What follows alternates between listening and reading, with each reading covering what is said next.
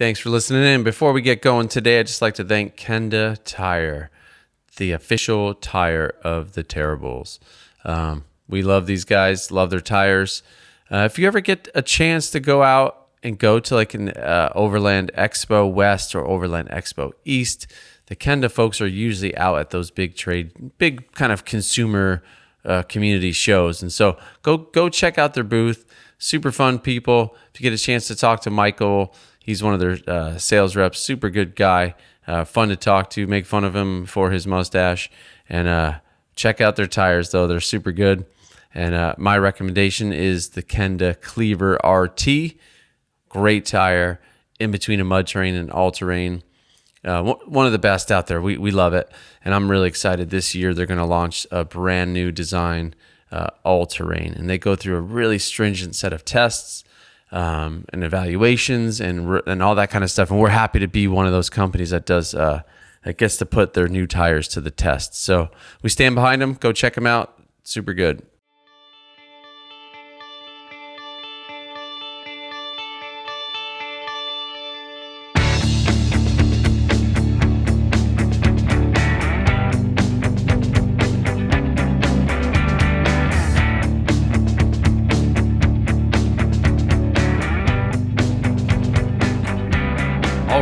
Welcome to the New Legend Podcast, where we are here to discuss vintage 4x4s, culture, adventure, family, being a man in the 21st century, and today, also being a woman in the 21st century. So we're super excited. This is part 2. So if you listened to I don't know what it's called, the actual title of the podcast, like Hansen Family something?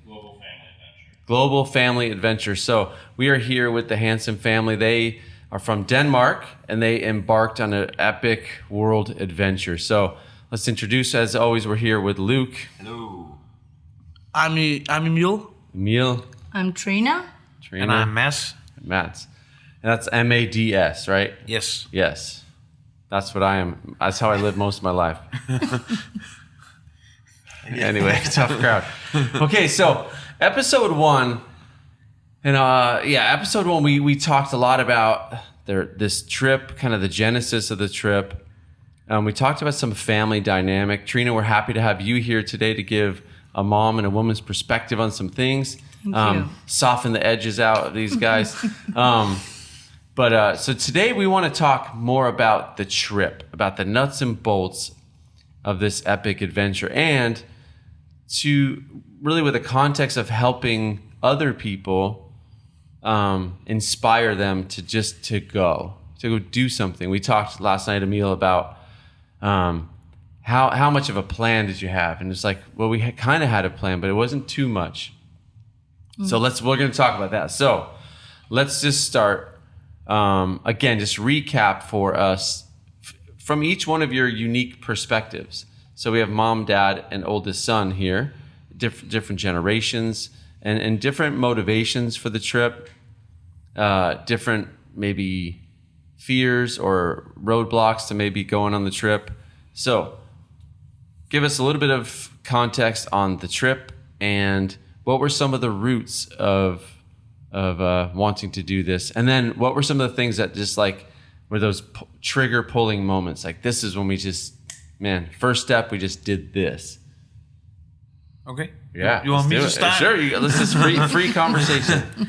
Yeah. I mean, we had like to plan the countries we're going through because there's a lot of visa issues, especially in the eastern countries like the Turkmenistan, the Kyrgyzstan, Tajikistan, Uzbekistan, and Russia, of course.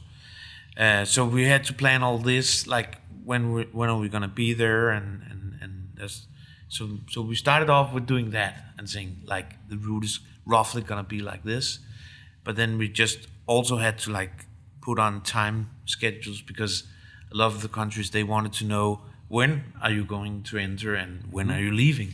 So just to help us put it in context, because although we have listeners around like 17 countries, I think, which is pretty exciting. Almost as many countries as you guys have traveled to, 25, right? You've been to 25 countries. So for us, what's comfortable is like, oh, let's go to Nebraska, or we're in Iowa, or let's go to California, or I think anywhere in the lower 48 is very comfortable. If we get really adventurous, let's go. Let's peek up into Canada. But I think like going to Mexico it starts because now they speak a different language. It's a different culture. We're familiar with the culture, but it's still like, oh, that's scary. I'm not going there. So because the route, what would be comfortable for you guys is, oh, let's go to Poland, or let's go to stay in the EU, for example. But branching out, was there some like kind of trepidation, or like what was some of the mindset in going into like some of those Middle Eastern countries that maybe you hadn't been to before? Right? Had you been to any of those countries? No. Okay. No, we haven't. But there's a lot of Iranian people in Denmark. Okay. So we knew that they were nice, Yes. friendly people. Yeah, and when you go along, we would like to go to this country, and then you start going on the internet asking, does anybody have been traveling there before? And then we realized that a lot of our friends that also do the overlanding stuff, they have been maybe not all the same places, but then this guy have been there, and so we kind of asked them, how was that trip and what's to look for, and just kind of got intel that way. Okay. So fear was not an obstacle. There wasn't a place that you necessarily go like, we're not going there.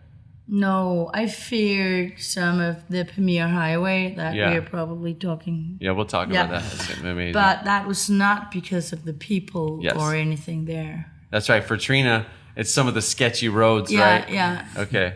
Yeah. We have a story maybe about some tears. But we love the sketchy roads. That's right. Okay, so back to trip routes and planning. Kind of keep talking about the inspiration. Had you guys traveled much before this as a family? Has this always been part of your lifestyle? Not big adventures like this one, but we've always been on. Our vacation has always been by car, so we are used to being many hours on the road and camping out of the trunk and all of that. So that's common for us, and all of us are scouts, so we are used to the camp life and the primitive living. Yeah, that's awesome. But this is our first big adventures. Right. Okay.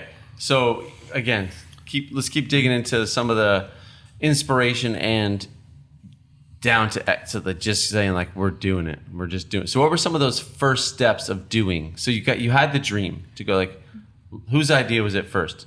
Whose big idea was it? I think we've talked about it for years. Okay, just dreaming about it. Yeah, just dreaming. So what were some of the first steps to so maybe some research, but what were this is real now. We're doing this. I think that the right answer to that for us is that it wasn't the obstacles of finding out where to go and how to, and that was just part of the dream.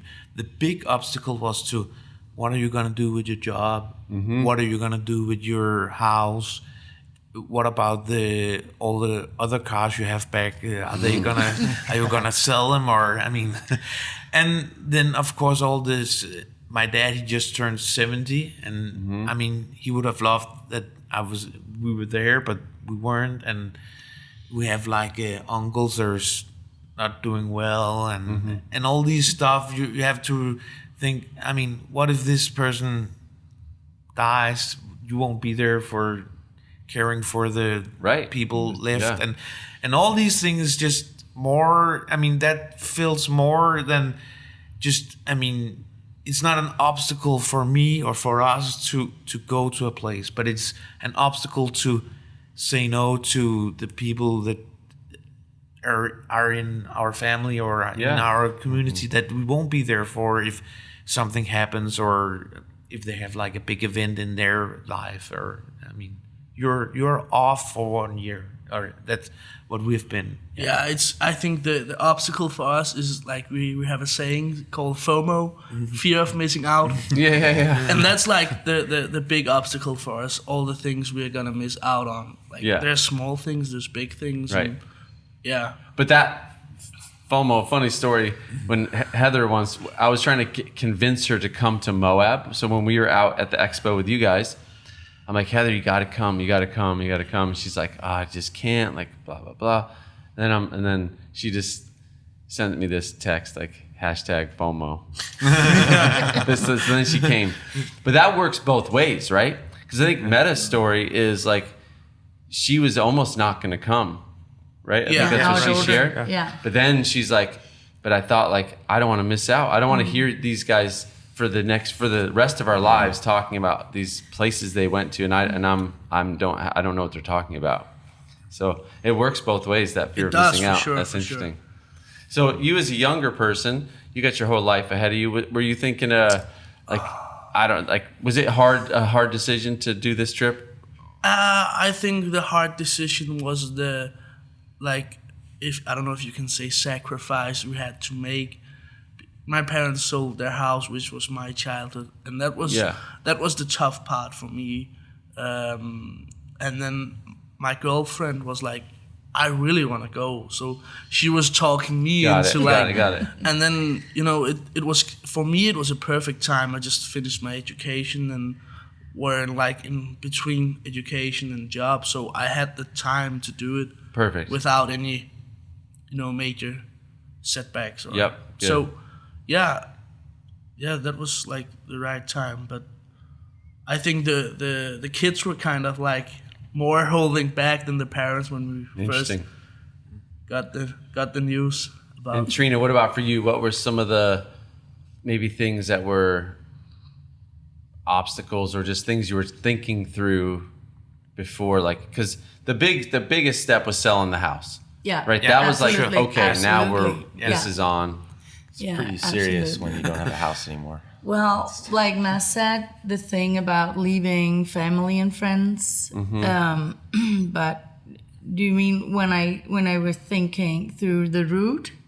Not more just like pulling the trigger, like going, like, what are the steps? Because again, we're trying to tie, because I think one of the huge things that you bring to people is like inspiration, like is, and I love it. Like Matt said, like, don't think we're, because like when you see these guys, one thing I love about their families, like they're just pretty jolly and laughing and like just a good sense of humor. Like I remember at the expo, we still say it around here. We're just goofing around. Yeah. Like I love just your attitude and your demeanor. But Matt, you say, like, remember, this is the vacation Hansens. Like, they're not real life. Like, this is, but I think at the same time, you guys are obviously like this. You have a lot of joy in your lives, and that emits from you guys. But I think a big piece that you don't realize about this journey, I don't think you thought about it, because I would never think about it, is how you'll inspire others, and the way your story will be catalytic to get other families to go do something bold. And so I think that's what I'm trying to get at, is like, because so many families, like I just was talking to a guy the other day who's just like, no, my kids don't like to travel. They're grumpy in the car, so we're not doing it.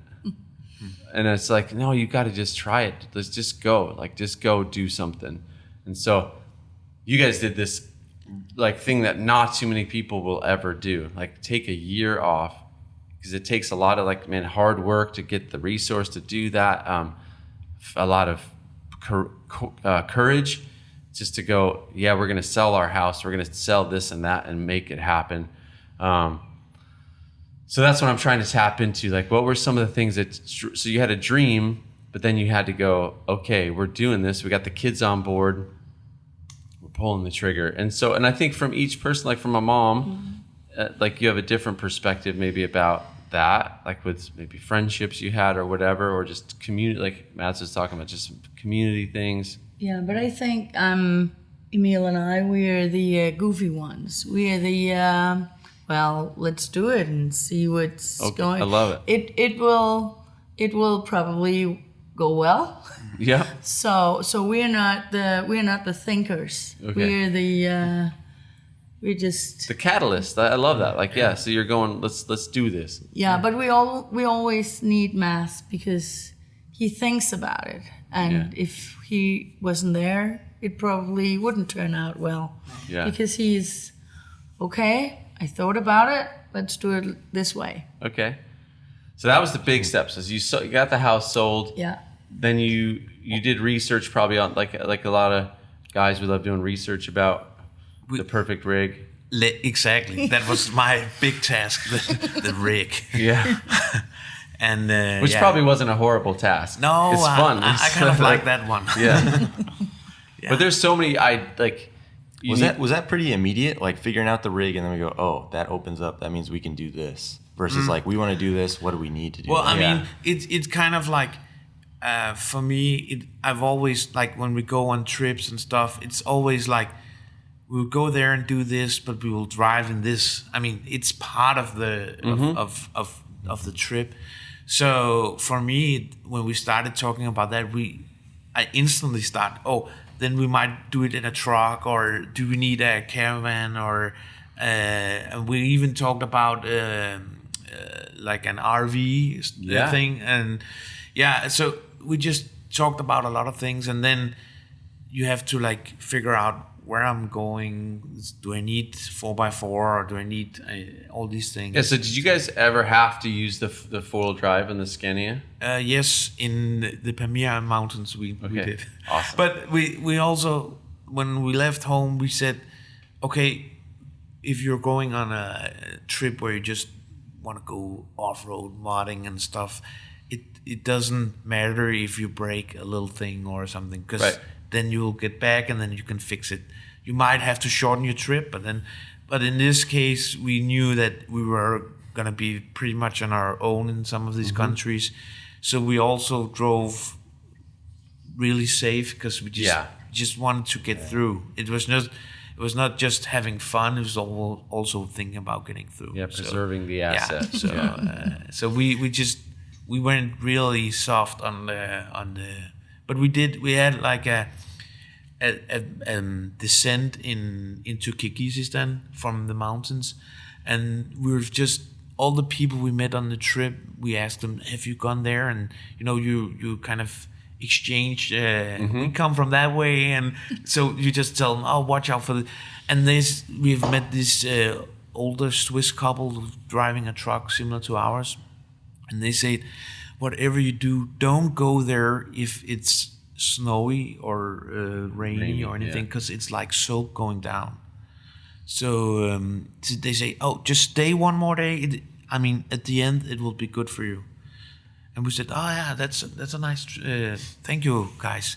And then all the things happened with the Range Rover, and this truck driver we're supposed to follow, because that's right. Yeah. He said, we're going over, and it was snow, and we're just, the first thing that happened that we started is that he got his truck into a ditch. So with the Range Rover, he was not able to brake. He was just sliding.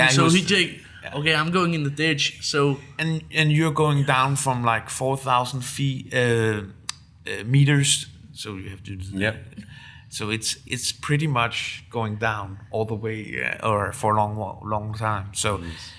And there we had the 4x4 on, and did all the and some other places. And if you guys are like, Michael will put some pictures up over this video, but you got to see, like, their rig is big. It's not like driving like your Land Rover or like one of the Terribles or a Scout. It's like, this is a committing big piece of machinery, so that I can imagine that just gets more sketchy feeling. And then it's not you and your buddy who's also going.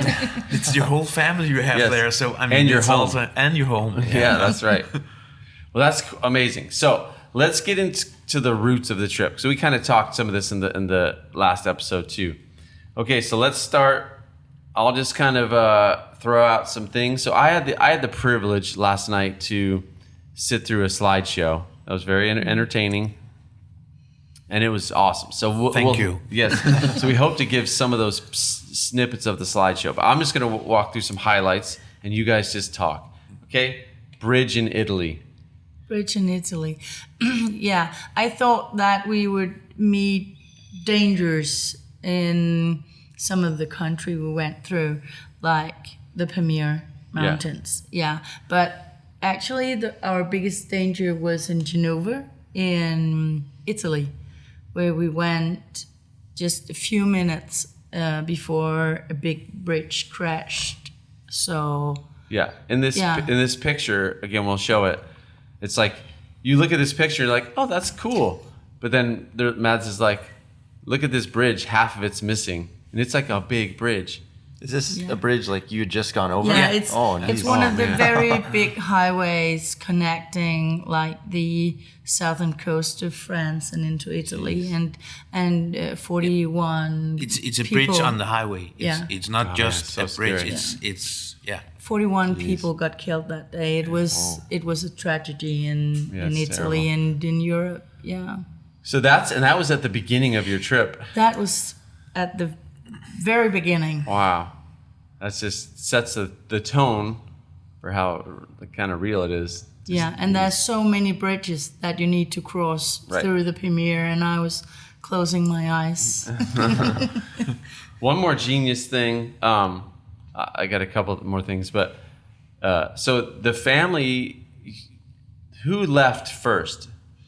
Mads and I and Anton. And the Anton, youngest, okay, yeah. he's the youngest son. You guys left first, and then like it was like a month later that Emil, Tina, and Meta Exactly. left. But Yeah. and they were complaining about like how much stuff they had because these guys. So this is a part of it. If you're doing a big trip, delay like the second party. Yeah, that's a good tip. Like the best tip. Because they would just keep calling you like just add on. Just Like, add oh, on. I forgot this. So they said they had so much stuff when they were trying to come out to meet them because they're like, oh, bring this, bring that.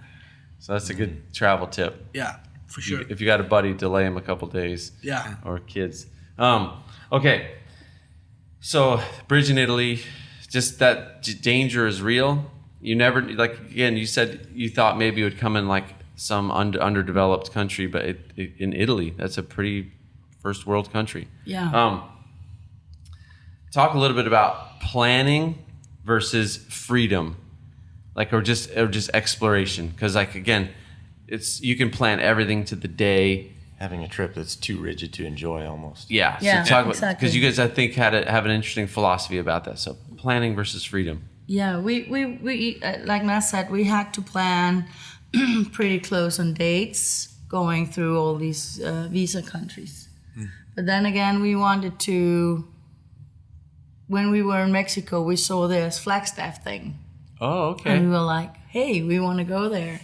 So That's if we had planned too much before leaving, we would not be able to go to Flagstaff. So it's. So you had a general idea. You had an Yeah. idea of like what countries you were going to go to. There was certain stopping points, like getting to Japan because you had to ship your truck. Yeah. That was fixed. And what was the Turkmenistan? Like what was the one? What was the one? I'm terrible with all these country names. I've been learning a lot from these guys. But what was the country that was like? It's like a pretty oppressive regime. You had 5 days, like only 5 days. You had to get. Yeah. What country was that? Turkmenistan. Turkmenistan. Yeah, it's I don't know if it's true, but they say it's like they have the North Korea as the worst country, and then Turkmenistan is the second worst. But it looked all nice, right? It looks very nice on the outside, but Yes. I wouldn't like to Right. live there. It was we used like almost a day to just get the cars in, and we were told you can go. You enter this point, you will leave at this point. You will drive this route. They drew it on a map. Yes. They put GPS in the truck and the They car. put GPS in the car. Like that's crazy. And then they just. I mean, we were there for like 1 hour, and we got stopped by the police, and they said, "What are you doing here?" I mean, they're not used to people traveling in the country. And you said like they had people like scrubbing the white lines on the roads or something like that. Yeah. Like, Yeah, Washing the pedestrian crossing, washing them, laying on their knees. It was, And Wow. our cars, they were dirty. And no cars in the city of Ashgabat, which is this capital of Turkmenistan, they are not having dirty cars. Wow. So maybe that was why the police wanted to check us out.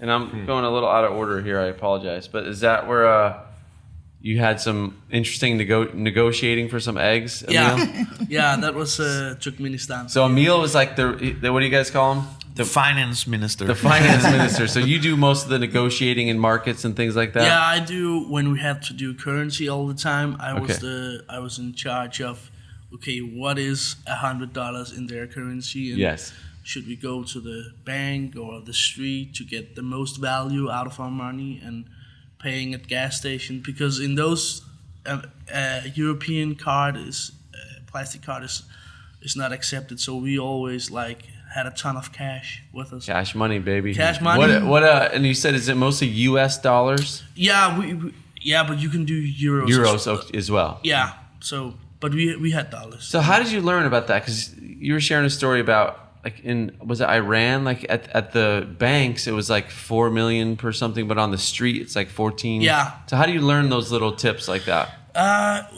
Talking to other travelers. Okay. Yeah.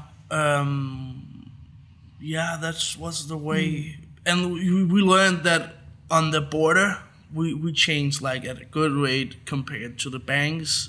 But then that was like terrible compared to what we could get in the cities. Yeah. So, because that's real important if you're going to travel internationally. Like, I mean, extending your money, not getting like ripped off. Yeah. And then we went to a really nice tourist information. And those are helpful. They are. Okay. They are. That's they are good tip. That's a good thing. Good place to go. And he's told us about how to check the value of like what is your money worth on the street, and so would you try to in some of these countries where it's like 4 million whatever per dollar, would you carry a lot of small bills on purpose? Or like sometimes like I know if like when I've traveled internationally, if you have like $100 bill, it's like, oh great. Yeah. It's just too big. We will probably do that next time, but we had like only $100 bills. And okay. We are 6, so 6 mouths to feed, and we have a big truck to put gas on, so it's not a problem for us. But I think that you could do better with smaller bills. Okay, so tell us about these eggs you negotiated. Yeah, I negotiated with the egg woman. We wanted eggs, and I bought like 30 eggs or so, and she asked for, let's say, $1. And I didn't had the right money, so I paid her $2, and then I didn't get any change. And there's a language barricade, so it's hard to say. I was just standing there with my hand, waiting for the change, but I didn't get any. And then she started looking at her neighbor and laughing, and then I realized I'm not gonna get the change. So we just left, and on the way back, she was gone, and her mouth was full of gold teeth, and we joked about she's gonna get another one now. She fooled us. She left. She made the deal of the day, so now she's gone. But it was also fun for the other family members not to lose the money, but it was not that big amount. No, but it that's was funny hilarious. because he got so upset with this woman. Yeah, I had been doing quite good until that, and they had been like, "Oh, you're good at this, really nice, and that's a good help." And then I made this bomber, and then we were like, "That's like a ton of money," and then we started calculating into. Okay, this is $1. This is nothing. Let's laugh about it. And when he thinks he's too cool, we just mention the egg woman from Turkmenistan, and then She gotcha. yeah. Okay. So that is plans versus freedom. You guys kind of had a general direction, but you left yourself room where you could have room to play and explore. And breakdowns. Like, so what country you had a, this is crazy, you guys. But you had a pretty major breakdown. So you had a chase vehicle. You have the big Scania, like Earth Roamer thing. And then you also had a Range Rover. Yeah. We have a Range Rover Sport. Which was that handy to have? Like, I know you have a lot of people. Is it more of a hassle to have that, or is it handy to like be able to zip around? And it's not a hassle, but it was like, I'm gonna jump a bit back to the planning. It was like necessary for me and my girlfriend to have that option to go on our own and have all the long days of driving by ourselves, have the rooftop tent, Right. to have our own space. But I think it has been a pain in the ass, but it has also been nice to Right. to go scout for the big Earth Destroyer roamer Yeah. in tight places. We're up high, so we're bridges, and Yes. so we have been using that a lot. And in the big cities, we can all fit in the Range Rover. So yeah. And so try to summarize the story because we got a lot more to talk about. But you're in what country did you notice it's starting to run poorly? Oh, it ran perfect and then it stopped. Okay. So yeah, but in Tajikistan, at one of the top passes, mountain passes, it just like black smoke, engine system failure in the display, and this is like not we're not talking big cities in this country. no. Like their highway is Premier Highway, Which is dirt. which is dirt. And there's goats on them. There are too. goats on it. Goats, that's right. Tons of goats. I It's saw in the picture. 4,000 meters, and yeah, it's crazy. Okay, so the car breaks down. The car breaks down. And this is a what year? 2007. So 2007 Range Rover. Computer and wires everywhere. Everywhere. Yeah, you pop the hood and there's plastic. So Yes. So wonderful people help you, but they can't help you. They can't fix it. No. they can. I mean, the mechanic, he asked us do you have tools? Some of this and like, so they're like Oh, let's that's our best mechanic will be in tomorrow. So Yeah. they wait, and then he's like, "Do you have some tools?" Yeah, They're like, "Okay, it's their best guy." yeah. But super helpful. I mean, wonderful people, Wonderful, Wonderful people. people. and Wonderful people. they can't fix it. Nope. No. So we towed another 80 kilometers to a bigger city, which is still too small to fix the car. And we get it into like, it's not a tow truck, it's just a normal delivery truck. Yeah, dude, it's like a box, like a bread truck. Yeah. Yeah. So they rig up and they're like, "Do you have some wood?" They like Make they a- use like one of the swing doors of the cargo box as a ramp to get the Range Rover into Yeah. the back of this cargo truck. It's crazy. yeah, it's crazy. And then he take us across the border down this crazy mountain pass into a big city. That was a big city, and we had hopes that we could get it fixed there. But they don't have lifts, so Yes. and we needed a lift. Because dude, like you'll see in the pictures, it is insane.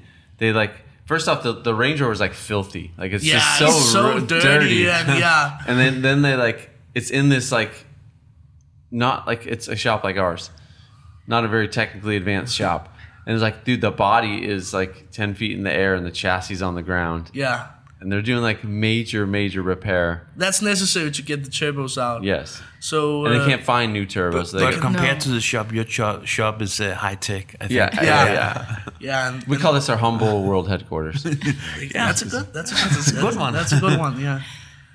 So we get on another tow truck to put us on a big truck, and all this back and forth pushing the crazy heavy Range Rover, and get another 12-hour drive to like the capital of the new country we entered, Tajikistan, and there they have not an official dealer but a workshop that only does newer Range Got it. Rovers. Okay, There were good. like brand new Range Rovers, Vogues outside, and they were on the lift besides ours. They Okay, were doing good. the same job. So we were, after what we've been through, comfortable with leaving the car there, and Yeah. they did a good job. So fixing Amazing. the car. And all the while, there's language barriers.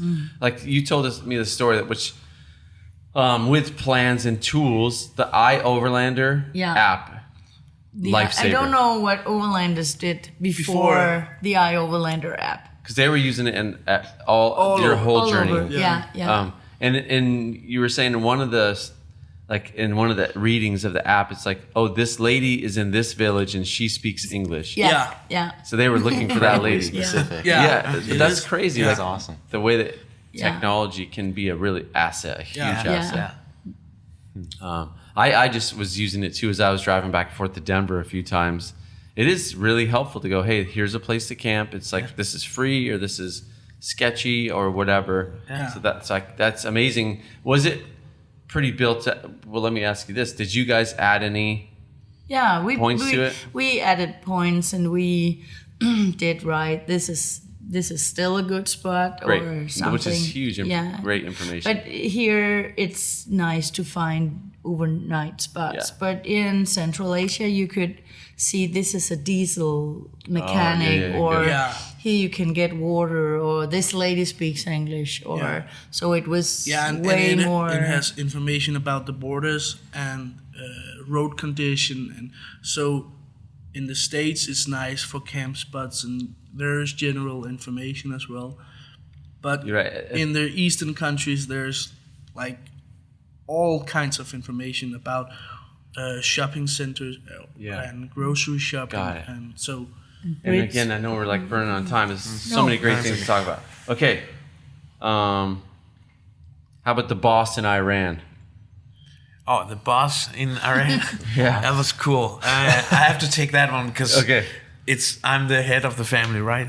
Yeah. So but explain that a little bit. So in some of these countries, like it's, I don't know how to say it politely, but it's like patriarchal in the sense that like the head of the household wants to speak to the man, the head of the household, the man, right? Yeah, because I don't know if it's religion or just tradition or whatever, but they would not address my woman. I mean, that's how they look at it. And it's just they're not in equal, so they would just go to me and ask, "Do you want to do this?" And I would have to say yes or no, and might get stabbed by the rest of the family.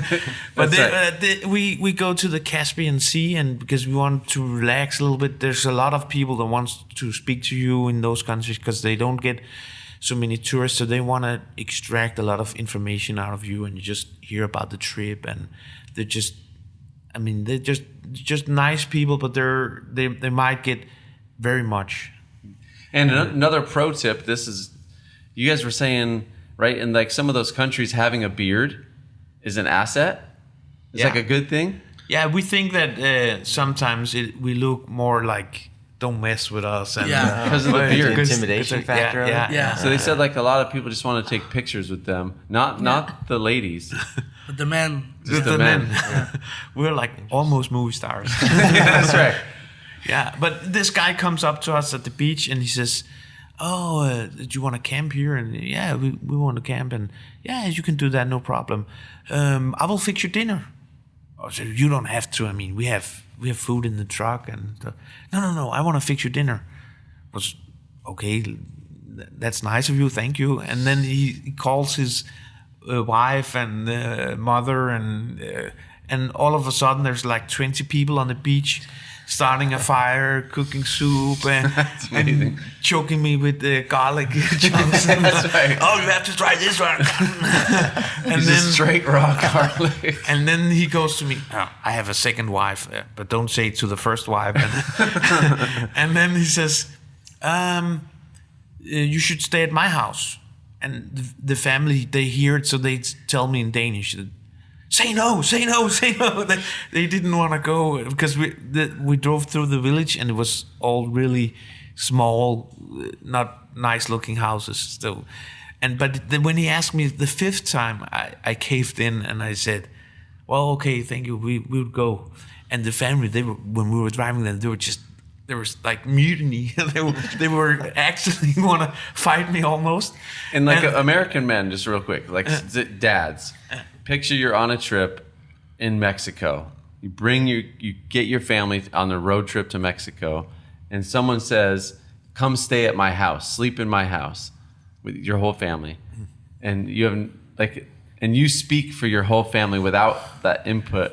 Like it puts like that role in a whole new light of responsibility, because they're like, Heather, my wife, would be like, "I will kill you if you do not." I've just been driving by shanties the whole time. Yeah, like shanties and stuff like that. Okay, so you're in this position, you cave in. These guys are like, "What did you just do?" Like at some point driving there, we said, "Okay, this is a part of the adventure." Yes. We wanted to see these people. We wanted to see their country. So now we are seeing their homes. So that was, yeah. Okay, so you do it, and like, so you roll up. Did you roll up to a little shanty house? No, we roll up to almost like a castle. And It's crazy. The boss dude in Iran has got this, dude, it's like 4-story giant palace. You have pictures of it? Yeah, we'll show you. yeah. It's crazy. It's very cool, and yeah, we just had a great time, and just he invited the whole family over because it's a big thing to have. Like for them,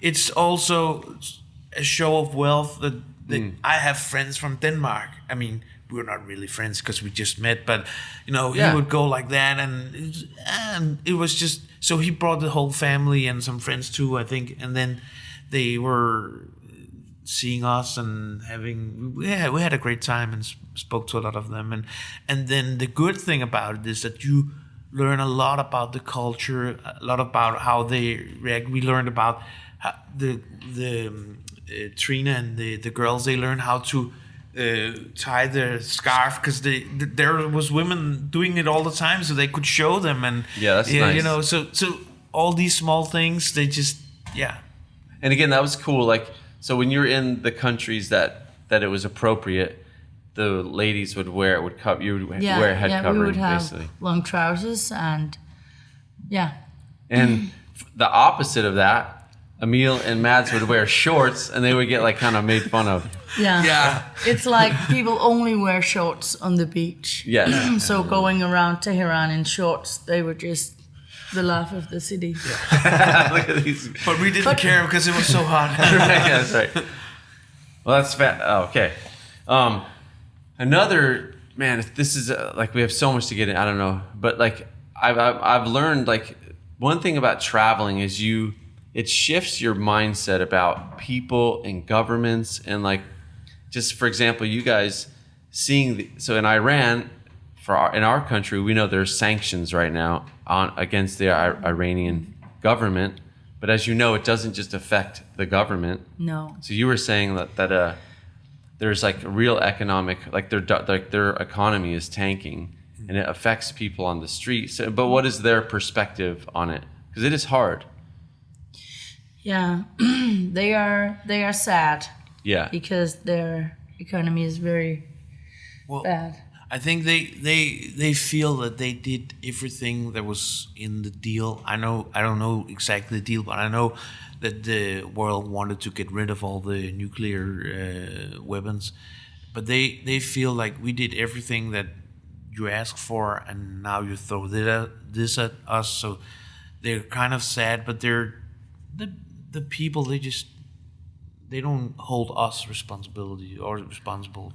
They know it's the governmental thing. So yeah, you're saying they blame like maybe the U.S. government, but they also blame their government for being shady.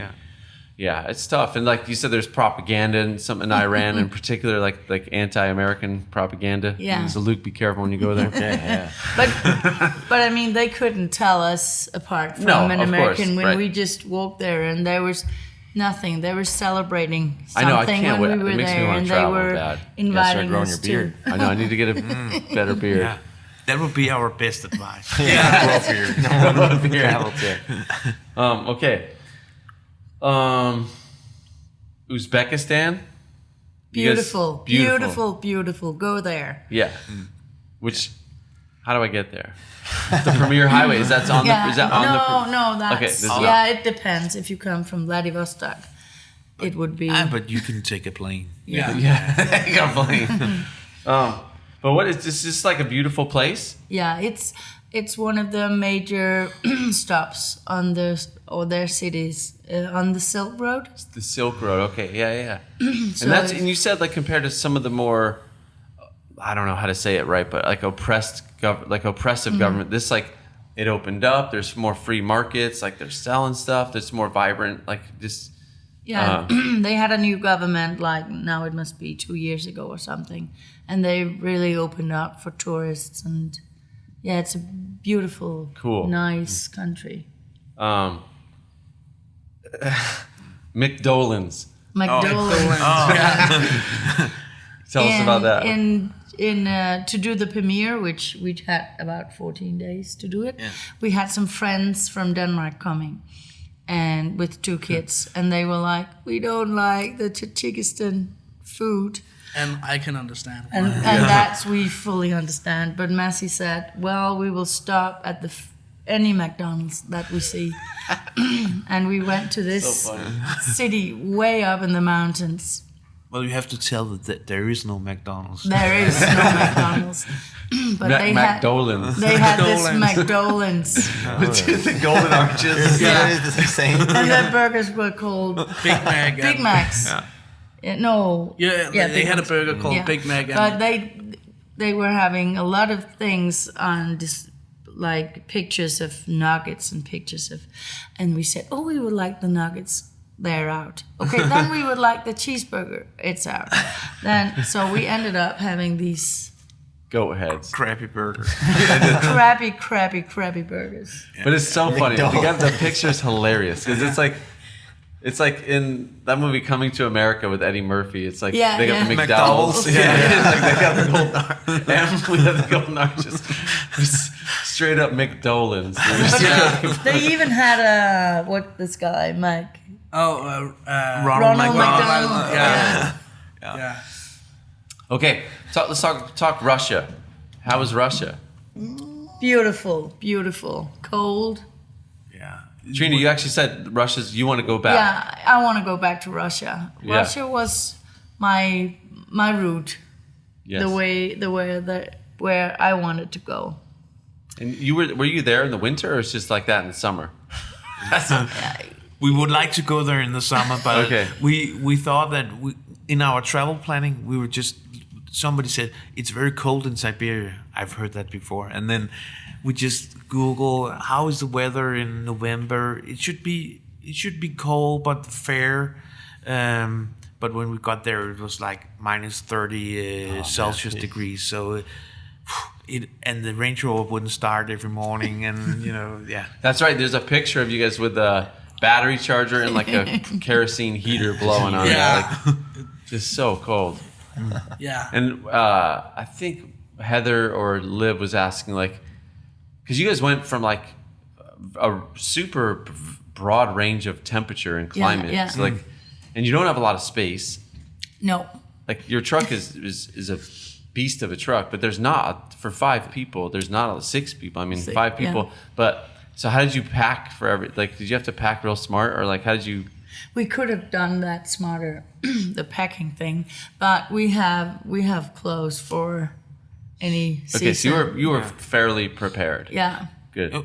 The thing is that one thing I will take home around packing and stuff is that you in general just pack way too much. I mean, you need maybe 3 t-shirts. So you still felt like that. You still believe that, like that. You still overpacked. We were overpacked because we're like, we might need this, and it's just, I mean, and then you will end up buying things on the road because you see this cool T-shirt or you're very lucky to get one, and that's right. So pack light. You don't need that much. And I mean, if you're really cold, it doesn't matter if it's dirty. That's right. You don't care. You don't care. Luke, how do you do on your pack? Like, do you find that you? I try to keep it light, but I feel like I always still overpack. Yeah, I definitely do.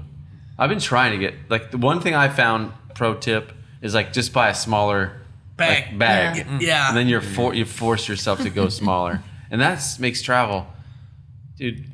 It's nice. Yeah, like my oldest son, God bless him, he comes from the school of like, why be uncomfortable? Like I want to be totally comfortable when I travel. So he'll like travel with his pillow and like a full down comforter, like on the plane. I'm like, dude, what are you doing, man? He's just got all this stuff. And I'm like, no, I got like a little backpack, a little toiletry bag. I put my clothes in, wrap them up tiny. Okay, how about I missed something? The gas crater. The gas crater. Yeah. I think it was on Emil's bucket list, right? Or yeah, we were going to Turkmenistan, and it was on our route, so there was no way around it. So And this is the country that's only 5 days. only 5 days. Yeah. But I was like, if we go there, we will have to see something. So I was Google, and then I found the country, so I could read about it. Yes. And then I saw this gas crater, which is just a big hole in the ground with gas coming out. Some Russian guy 50 years ago lighted up, and he. But they thought like they couldn't really use the methane or whatever they were mining couldn't use for. it, and it was smelling all the way to the capital. So someone had the genius idea of like, let's just light it. Let's light it. Let's burn it real up. Yeah, it will burn for a couple of months, and 50 years later, it's still burning. Yeah. So we went to see that. But imagine the guy with the Who's that guy? But there, Yeah. when we were there, they just finished the rally, Oh, okay. which was going. Yeah. the Mongolian. No, not. No. I don't know what the I rally was heard- about, but Heard of rallies through there. yeah. And it's amazing. Like we'll show the picture, but you guys like Overlander, right? Was it like Yeah. just said Yeah. camp right here? Yeah. And at night, it's amazing the perspective. Like see this just like gas glowing crater. crater. Is this like 10-foot flames or is this like? No, actually what- the is it just flames like- are small. Yeah, they No. don't come out of the ground, out of the ground level. But if you walk to it, you can see the flames. Just imagine that you turn on your Gas. gas Okay. and it burns like that. So Yeah. it's just gentle, but it's a huge hole. Yeah. So, But then in the morning picture, like we'll show both pictures. You're just like in the middle of nowhere. Yeah. Big old Scania like next to this hole in the ground. It's really amazing. And the Scania looks small compared to the hole in Yes. the ground. But it's so amazing. Just for me, it put some of the trip in perspective. Like Yeah. of just saying, like you would never like the majority of people by a long shot will never ever see something amazing like that. And by just going on this epic trip, you get to see things like that, meet some amazing people, right? I mean, so this is a good question because I don't know if there's an answer.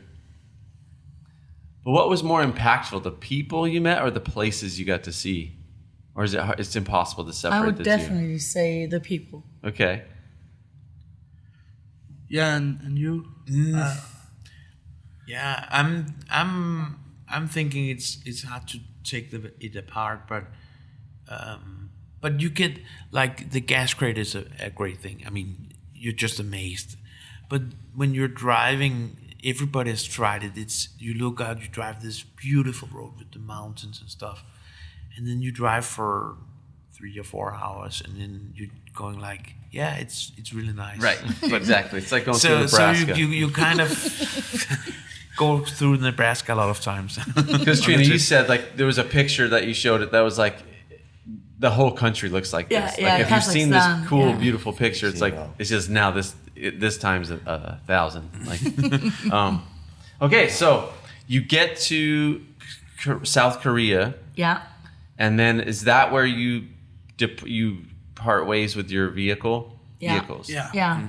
Okay, then what was the plan there? What happens? Then we flew to Japan. Okay, but you shipped the big boys, the big Yeah. big boy truck. Yeah, that was some of the arrangement not from all the way home, but we've been talking to these guys on emails and stuff around shipping the cars to Mexico. So that was arranged, and we fixed with one ship. So we had to leave them there, and And it's too big to go in a container, so it just gets shipped open. Yeah. It's called roll shipping. Roll roll on, roll off. Okay, Yeah. roll. And then, how long did that take to ship the vehicle? It took like 5 weeks. Wow. But then we had to struggle with Mexican So you shipped it customs. from South Korea to Mexico. Yeah. Yeah. And then, did I hear you say like you had some stuff go missing? Yeah, sadly enough, we missed something during the shipping. Yeah. Yeah. Yeah, they've been through the whole inside of the truck looking for items that could, but there was like small. There was knives, headlamps. They stole an old computer, which is sad. But I mean, But no other incidences, like in the whole year, No. tons of miles, like no other. That was the only incident when you weren't even in the truck. Who Yeah. knows? Like, yeah, Yeah. that's kind of a bummer, but speaks highly to the rest, like to how actually safe. Yeah. Yeah. Yeah. It The is. world is a nice and Yeah, that's safe amazing. place. I Yeah. love that, and I think that's a perspective that we all need to take. That you're encouraging us to all take away is like, don't be so afraid. Sure, you got to be smart. Yeah. You don't want to be silly and put yourself in like a danger. If there's like some civil war going on, like we're Don't go there. Yeah, we're good to go. But to be smart, but to trust people, take a perspective of trust. Okay, so then you go to Japan to ski. yeah. Amazing. Is that- So you guys are in Japan while the truck's getting shipped? Yeah. Yeah. Okay. We left the trucks. We packed Too much again. too much Too again. much, too much. And then when we went to Japan, see Tokyo and Osaka and Hiroshima, and we went skiing in, was it Niseko? Yeah. Niseko, and yeah, just had a great time. And then one of the things Mette said, if we're not gonna be home for Christmas, I want to be a warm and sunny place. Okay. So we left Japan just before Christmas and went to Hawaii for That's amazing.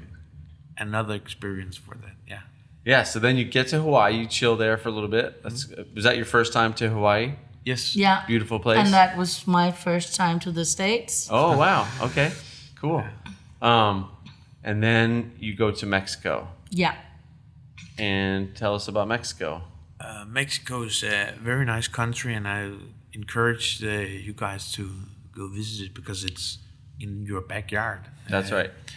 But the thing about what we realized in Mexico was that they have a good time. I mean, time is not an issue, so we wait a lot. With Uno all the momento. trucks. Uno momento means 3 hours. And but we had a great time there, and it's cheap and nice people. Again, be careful in big cities, but you could just go if you want to camp someplace. What we would do is like we would stop, see if there's some people around or maybe a neighbor or something, and we would go in. Is it okay we camp here? And they say, yeah, sure. And they would look like, why do you even ask? I mean, Yeah. So this is another tip. So would that be like when you'd see it on the iOverlander app, you would still ask like, it's depending, because one place we drove out and there was on iOverlander, you could just go to the beach and park your car and have, but then there was houses all around. So we felt that we wouldn't intrude their privacy or anything. So we just asked, is it okay? And yeah, sure, no problem. to me, that's a huge takeaway. No matter where you are, that's something I've learned from you, like app. Because then, like you said, if someone says like, "What are you doing here?" You said, "Oh, that guy said it's okay." Yeah. Exactly. Yeah. And then and you they're just, local. Yeah. Yeah. But yeah, don't be presumptuous about like, because even like just so they parked their big Scania like in our neighborhood, and it's going to be there they're hanging out at our house in Iowa, which is amazing. But like, I went and knocked on the neighbor's door because I always feel bad because I have a lot of cars, so I was parking a lot of cars around. And I'm like, hey, like we have some friends. They're like, we know, we already met him. Like he came over and asked. So and they were really happy. They're like, hey, tell them our last name is Olsen. And they're from Denmark too. Cool. So you have to go say hi. Yeah. But that's a great policy. I love that policy. Yeah, because sometimes you have to think, if you come in a big truck in some neighborhood, you might even, like we try to stay as open and welcoming, but some people might think that we're intruding and we're bad people. So when we just go there and talk to them, they will open up and say, yeah, sure, it's okay. Yeah. Great. Man. We always think that we are the guests of a country or Yes. a neighborhood or something. So we need to be polite and nice. Yes. So then you get to the U.S. You have a great time in Mexico. You then come to the expo, and that Yeah. was that. You didn't go back into Mexico. You stayed from the expo. You stayed in the U.S. Yeah. Yes. And what you were saying something like you only got like woken up in the middle of the night twice, 3 times. 3 times. 3 times total. Yeah, one in Iran. The people thought they had a better place for us to sleep. Okay. So But they didn't you woke say us they up. woke you up like? Yeah, oh but yeah, it was the police. because there's like it's different for us. The police will always be with the army too, so they will Yes, go okay, like right. so they will have like a policeman, but they will also have this soldier with, I mean, a real gun, not just.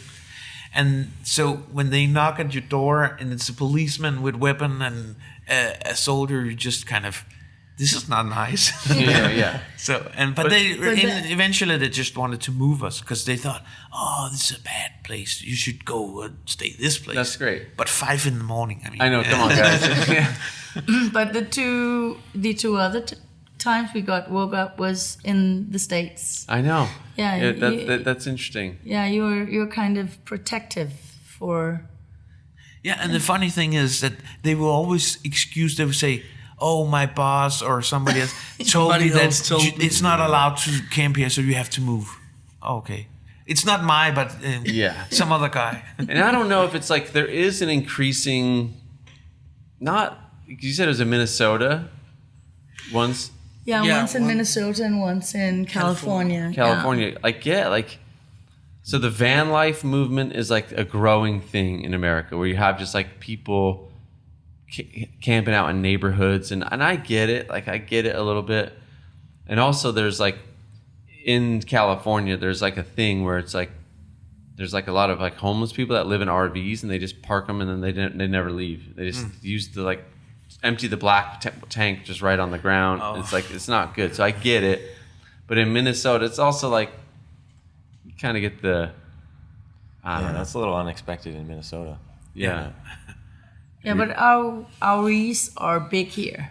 Not Yeah, only are right. they big Yeah, because that's right. they are 30 feet, but there's also a lot of them. Yeah. So I can kind of get why they want to. But in the U.S., some pro tips, like Cabela's, Cracker Barrels. Cracker Barrels, man. Maybe I should not tell them. Yeah, they can give up all your spots. Keep them Yeah. They are. I think allowing Walmart's you you can to- too, right? Yeah, Some yeah. Walmart, some more. It's a gamble. Sometimes you depends. can, sometimes you. And I another think way- it's depending on the state or the county. Or Yeah. and the casinos. Yeah. Oh, Casinos. casinos. Yeah. That's a good one. Yeah. Always welcome. Giving up your wealth and knowledge, man. Did you guys do any gambling? No. No. Andy Rogers would be disappointed. Yeah. You know how? In Denmark, we say you have either luck in gambling or love. And That's we why have I each not other, gamble. so we don't That's gamble. nice. Okay, I like it. I don't have good luck either. When we went to we were in Vegas for SEMA, and like we're not big high rollers by any means, but like Luke and I did some craps and we lost our money real fast. It wasn't even funny. Like, oh, that stunk. $40 down the drain. Sat there at the table trying to, okay, I think I got this figured out. And put down some money. No, I guess I don't have it figured out. I don't know anything about this. Okay, so now we're coming to the close of your journey. Trina, you have a job, like, right, or something you have to get back in August. Yeah, I just had 2 job interviews on Skype. Yeah. The first one and the second one for this job, and I got it. Congratulations. Thank so you. now we have a plan. We have to get back. Yeah. Um, No, we don't have a plan, but we have a date. Yeah, a date. Yeah. And then we'll figure out what's next, right? Because there's some of the impact. Like, do you have a job or Yeah, I have a job as well. Okay, so you got stuff to go back to. Yeah. Mads, you're kind of I'm free as a figuring bird. stuff up. I'll Still stay. right now. A little bit. Yeah, exactly. No, I'm not sure. I'm very uncertain. But one thing I'm thought about is that I really just want to do something that makes me happy, and I know that the happiness doesn't lie in having the big house, or Right. this sounds like very whatever. But I just want to figure it out, and I don't need a high paying job, or I want him to have it. Okay, so let's put some things in perspective. We talked last night, like this. an experience like this as a family, it has to change you. It has to change your perspective on the world. It changes your perspective on your family. So yeah, what are some of the things you're walking away with? One of the things we talked about was like hospitality. In Western countries, like we often go like, like you mentioned, like if you see someone sleeping out in a van in front of your house, you're just like, oh, what are they? Here goes the neighborhood. Like, what are they doing? Like, get out of here. Instead of saying, why don't you come in and have Yeah, a shower? man. Or I mean, so let's talk about some of the ways this trip has impacted your life. I would say that I'm so confident in the human race. That's great. Yeah, people are so nice. No one had turned us down. Like some of the mechanics who were they kind of never saw a Range Rover before, but they were still, do come in, let's see what we can do. And do you want to come to my house for dinner tonight? And these are not rich people. No, not at But they're all. still offering, like when you would offer them like how much to help us. They would just say it's from my heart. And Yeah, that's amazing, man. That's so contrary to everything we're bombarded with in the news. Just constantly right. like everything's going down the toilet. But that's amazing. I mean, we go to Iran, which was, we thought, we didn't know what to expect. And the first place we go into is like a restaurant because it's taking a long time to cross the border. So we go into this restaurant and this guy says, what do you want? And he only has like 3 pieces of meat. So we buy all the meat. And then when we have to pay, he says, no. That's crazy. You're a guest in my country. And I mean, he didn't really have anything. So I said, I know we're guests, but you also have to make a living. And we don't really, I mean, this money we can pay for our own food. So eventually he ended up taking the money, but just the thought of just giving, I mean, the last thing he had to the guest is neat. touching. That's interesting because I love that. But in countries that like have a lot of tourism, I think they also, like some of the local people like see you're a foreigner and then they exploit that and they like double the price. Yeah. Probably. But in a place like Iran, I'm guessing there's not a whole lot of tourism there. No. So they're like, they've not been tainted by trying to advance off of No. We didn't pay toll roads. They were like, you're a guest in our country. that's so amazing. you just go through. So we're very excited of the toll roads here. Yeah, exactly. And you're heading east, it's gonna get worse.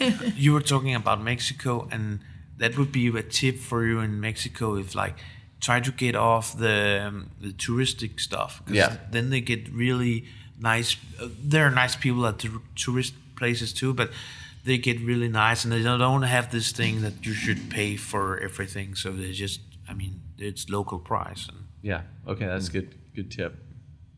So what else? How has this trip impacted your perspective? Emil, as a young person, just kind of at the front edge of your life. Yeah, it has changed that I would like to go. I would take more trips. It would probably be most small trips, but the thing about coming out for a weekend, going out to camp or go for some dirt roads or just taking time off to relax, and and I realized that it doesn't take a lot of planning to get out, and you can just go on and you will figure something out along. You will meet someone that has a tip for the neighborhood, or Right. you will always manage. but what about the FOMO?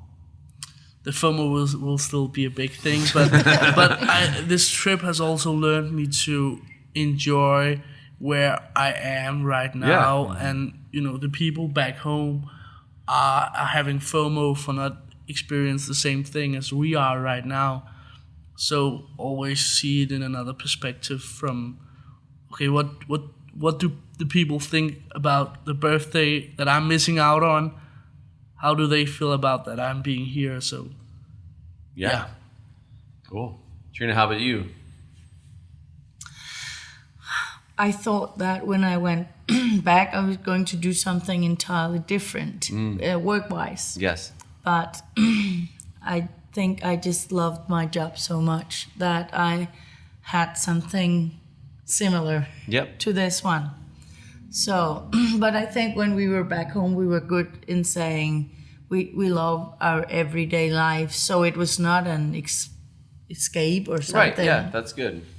It was just to do something else. Yeah. So I just realized that I do love my everyday life. Good. And this will be interesting is like maybe someday grandkids come into the picture. Like, will you help like the grandkids explore and take them on little trips in the Land Rover? We've been talking about if we should go for a smaller car, Sprinter, like something next time. But then if we do another truck like the one we have, then we can have the grandkids with us. That's right. Or we can have the kids with us on school holidays and things. That's great. It's great to think about. And So I think like they are thinking about having a Sprinter, but they will end up having a full-size truck as they have now, Right. Because they want to have friends, or they want to have the kids, or maybe some and time in the hitchhikers. future. Yeah, So They want to have company. They cannot just live in a small. well, we Sprinter. like Heather and I said we want to join you in some. We just got to meet up somewhere and rent some mopeds and go rip around or something. Sounds Okay, so and so thank you so much for sharing your story. You guys are an inspiration to have been for my family, and I know for the people that have been around us. So, and that's part of why we wanted to have you on again, because this is like such a cool story for a family. Because that's where on the podcast we talk about this a lot. Like, it's one thing to get out with your buddies or with your girlfriends. That's good, but there's something really rich and of lasting value to get your family out on trips, especially. Emil, you said this last night, and now I'm going to kind of close with this after an announcement. A Terrible's Eastern Europe announcement. But like so with social media, so many kids are like just like they're addicted to this, and we as adults too. Now we as adults can put the quest and desire for adventure can overcome this to go like I don't care. Like it's so fun to go drive these dirt roads. I'm going, but a kid who's like they go no, I don't want to go see beautiful things. I just want to see this like, and they could get that bone spur on the back of their neck. That's like a myth. So inspiring families to get out and just put the technology away except for Overlander. Except for but that does it without Wi-Fi. Yeah. So it's it does? important. Yeah. Oh, That's man. what's so good. really cool about it. Because otherwise, Tajikistan would be hard Right. with I was going to ask about that. So now, Emil, you said it was freeing and you were nervous about getting back to Denmark. Yeah. And the last thing you do at night and the first thing you do in the morning. Kind of just share with that. Yeah, with that us. was when I left. I was always checking Facebook or Instagram, and I'm fearing that I'm gonna be the same when I return. Always checking, and because you got free. You got you know freed what? from that. We have Wi-Fi at your house, which is. Yeah. And the last thing I did when I went to bed was checking Facebook. I know, man. And the first thing I did when the alarm went off was to check Instagram. So I'm fearing and the funny thing is, dude, when you said that, I'm like, I do the same thing. Yeah. And I hate it. Yeah, it's terrible, and that's just one thing, but you do it all the time during the day, and we'll see how I end up. I do it too. Oh man, I'm trying. I told my wife I'm trying because in this business, when you have a business, it's not like you just have office hours. It's like I work every day of the week. I'm always interacting with customers, and I think it's a weird thing where customers know that they can get in touch with you 7 days a week, 18 hours a day. Maybe not like past midnight. There's some respect, but I get I've been much more intentional about on Sundays to go. I'm not answering any texts. So if customers, if you're out there and you try to get in touch with me on Sunday and I ignore you, it's not. Sorry.